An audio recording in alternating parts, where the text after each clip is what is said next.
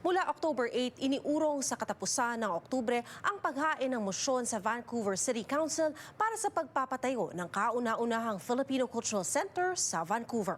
Dahil sa umiinit na usapin, hinggil dito, isang community dialogue ang naganap kung saan inasahan ang pangarap o pagharap ng lahat ng grupo na may planong pangunahan ang pagpapatayo ng matagal ng pangarap na cultural center ng mga Pilipino sa British Columbia. Ang report mula kay Rhea Santos. I think this is a call for a united front.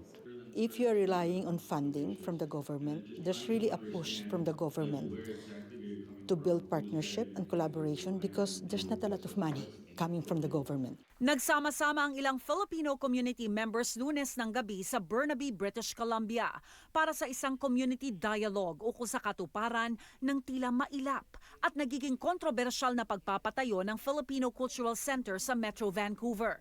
Imbitado ang mga organisasyon na naging bahagi at ang ilang may mga sariling plano para maisakatuparan ito. Present ang mga kinatawan ng NPC3, Mabuhay House Society at Filipino BC.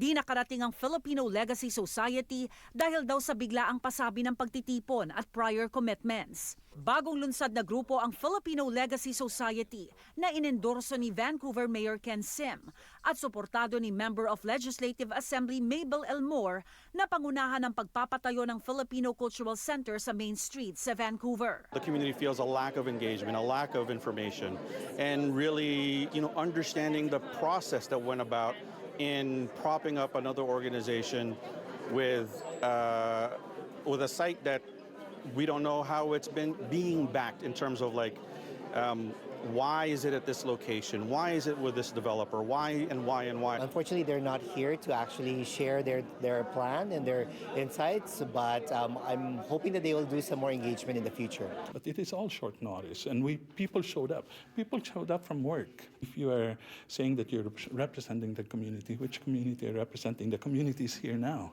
Ilang beses na ring humarap sa Filipino community ang FLS. Ito ang kauna-unahang pagkakataon na magsasama sana ang lahat ng grupo na hangad na maisulong ang isang Filipino Cultural Center.